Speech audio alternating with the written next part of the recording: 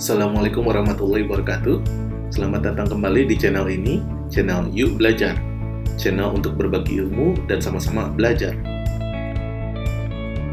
Pada kesempatan kali ini, saya akan membahas bagaimana teknis menulis bab 1 untuk skripsi maupun TA. Setelah pada video sebelumnya, saya sudah membahas mengenai bagaimana cara menentukan topik dan judul untuk skripsi maupun TA yang teman-teman akan buat.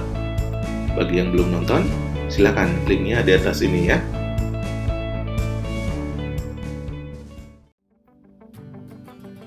Oke, pada akhirnya kita masuk pada penulisan bab 1. Selamat bagi teman-teman yang sudah menentukan topik ataupun judul, ya. Itu adalah suatu langkah yang sangat baik sekali. Tanpa langkah tersebut, ya teman-teman tidak bisa maju ke langkah penulisan bab 1, skripsi ataupun TA yang akan teman-teman buat.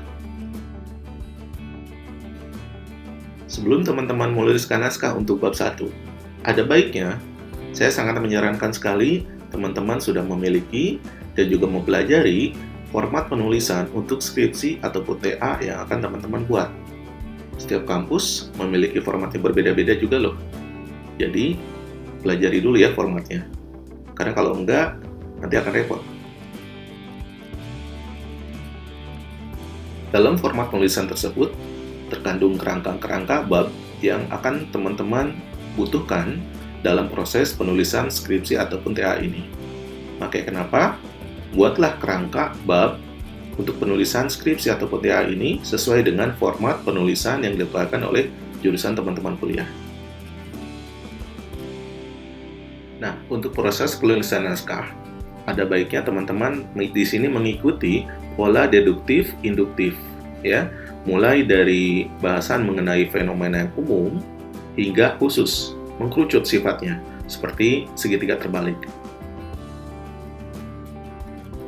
Pada paragraf awal, baiknya teman-teman mengangkat fenomena-fenomena yang terjadi saat ini terhadap judul, skripsi, ataupun TA yang teman-teman angkat tersebut. Angkatlah fenomena di mana, gunakan sumber-sumber terpercaya. Sumber-sumber terpercaya tersebut bisa jadi seperti halnya newspaper official, ya. Kalau zaman sekarang kan menggunakan internet ya, walaupun sebagian juga masih menggunakan cetak. Sumber-sumber terpercaya ini sangat membantu sekali bagi teman-teman untuk melihat fenomena-fenomena seperti apa saja yang terjadi sesuai dengan topik judul skripsi yang akan teman-teman buat. Nah, makanya kenapa banyak membaca lah ya. Setelah menggunakan sumber-sumber terpercaya tersebut, teman-teman ada baiknya menggunakan juga sitasi ilmiah yang biasa digunakan oleh para peneliti. Nah, di sini teman-teman bisa memiliki insight dari peneliti sebelumnya. Apa sih permasalahan-permasalahan yang mereka hadapi? Bagaimana gap-nya? Dan bagaimana cara mereka menyelesaikannya? Hasilnya gimana?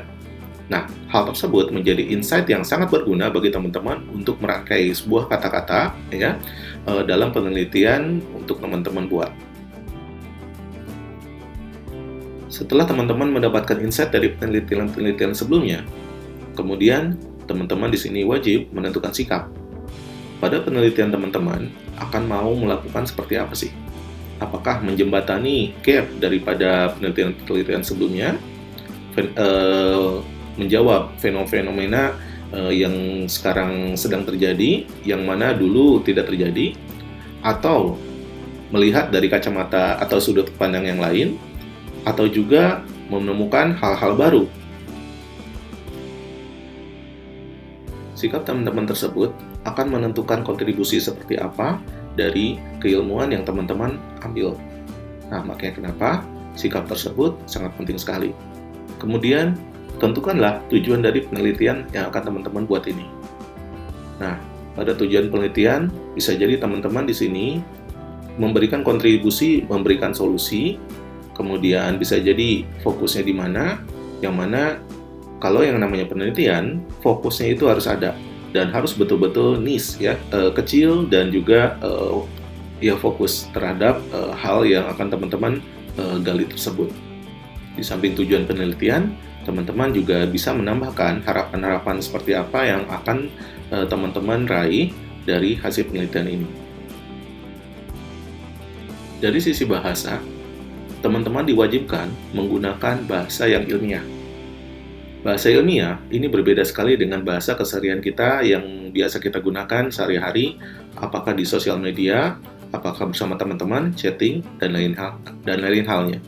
Nah, makanya kenapa di sini teman-teman wajib memperhatikan sekali bagaimana cara penulisan bahasa yang ilmiah. Teman-teman perlu juga memperhatikan masalah EYD atau ejaan yang disempurnakan. Nah, makanya kenapa teman-teman di sini akan kelihatan sekali pemahaman bahasa Indonesia yang baik dan benarnya ya. Nah, kemudian tanda baca juga ini wajib diperhatikan ya. Nah, dikarenakan apa? Bahasa ilmiah di sini ya memang namanya juga ilmiah, harus menggunakan kaidah-kaidah yang sesuai bahasa itu sudah ditentukan. Nah, makanya kenapa di sini teman-teman ya pelajarilah bahasa Indonesia dengan baik yang benar ya. Nah, kalau masih agak bingung ya silakan masih bisa buka-buka juga ya.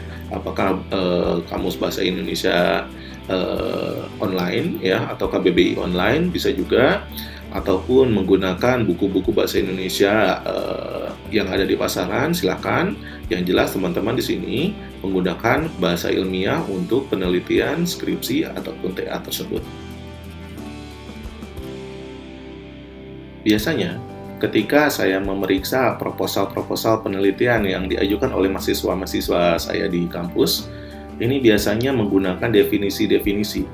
Nah, namanya juga bab 1, ini berbeda sekali dengan bab 2. Nah, makanya kenapa hindarilah penggunaan definisi-definisi ataupun pengertian-pengertian tertentu yang mana sangat teoritis sekali.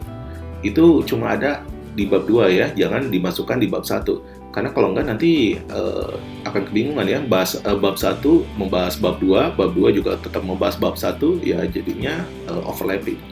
Nah, makanya kenapa saya sangat menyarankan sekali, hilangkanlah masalah definisi-definisi tertentu dari keilmuan yang teman-teman pelajari. Bila teman-teman mau menggunakan kutipan, boleh saja kan teman-teman lakukan. Nah, teman-teman dalam proses pengutipan tersebut bisa jadi teman-teman menggunakan kutipan langsung ataupun tidak langsung. Pada umumnya dua-duanya juga dilakukan. Tetapi kalau zaman sekarang ya saya sangat menyarankan sekali teman-teman di sini menggunakan sistem parafrase. Ya, yang mana parafrase ini berbeda sekali dengan kutipan langsung maupun kutipan tidak langsung.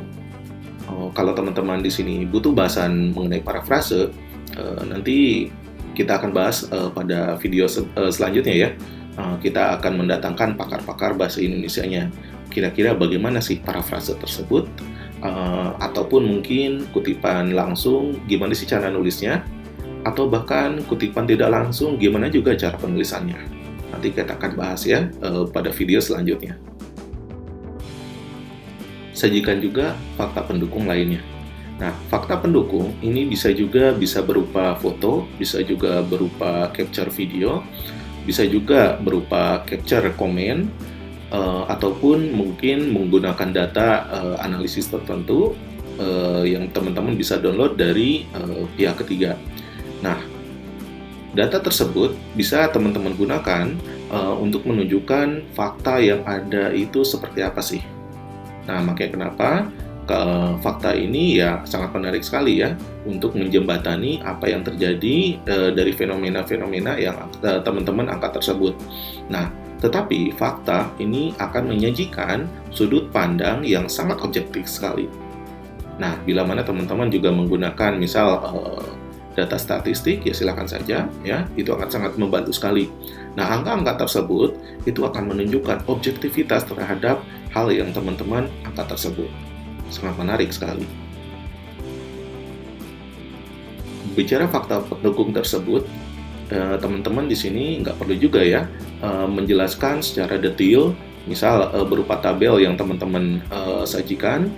Teman-teman di sini menceritakan angka ini maksudnya gimana, kemudian angka berikutnya gimana, nggak perlu detail seperti itu. Cukuplah gambaran umumnya saja dari informasi data yang teman-teman sajikan tersebut.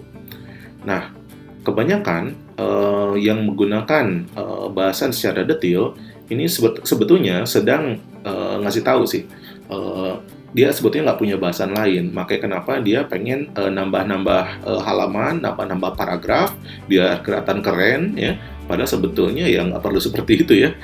Cukuplah buat kesimpulannya seperti apa dari data yang teman-teman sajikan tersebut. Untuk membuat bab 1 ini, teman-teman nggak perlu sampai tebal-tebal menambahkan berbagai macam hal, sehingga satu bab saja bisa mencapai 20 halaman atau bahkan lebih. Nah, baiknya buatlah sangat simpel sekali ya, menjelaskan seperti apa yang ingin teman-teman lakukan, tujuannya bagaimana, sesuai dengan format dari penelitian yang teman-teman miliki. Nah, saya sangat menyarankan sekali sih sebetulnya ya, 5-10 halaman saja untuk bab 1 itu saja sudah cukup. 5-7 itu udah oke sekali lah. Nah, makin banyak yang teman-teman tambahkan, justru nanti para pembacanya ya itu akan kebingungan. Nah, makanya hindari kebingungan tersebut. Gunakanlah bahasa yang simpel, nggak berbelit-belit, dan juga efisien.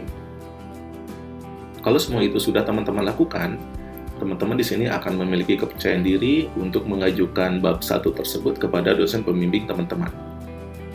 Nah, itulah bahasan bagaimana teknis cara mengerjakan bab 1 untuk skripsi ataupun TA. Semoga bermanfaat. Kalaupun teman-teman di sini memiliki komen ataupun pertanyaan, boleh juga teman-teman tuliskan di kolom komentar di bawah ini. Nah, lain kali kita akan membahas hal-hal detail lainnya mengenai penulisan bab 1 ini. Boleh juga ya teman-teman, misal request bagian mananya yang perlu kita perjelas. Nah, nanti mudah-mudahan saya banyak waktu dan juga umur untuk membuat konten tersebut. Nah, itulah pembahasan mengenai teknis mengerjakan bab 1 untuk skripsi ataupun TA. Mudah-mudahan di sini teman-teman mendapatkan pencerahan yang lebih baik lagi. Jangan sampai galau ya. Tetap semangat untuk mengerjakan skripsi. Tetap semangat pejuang skripsi. Assalamualaikum warahmatullahi wabarakatuh.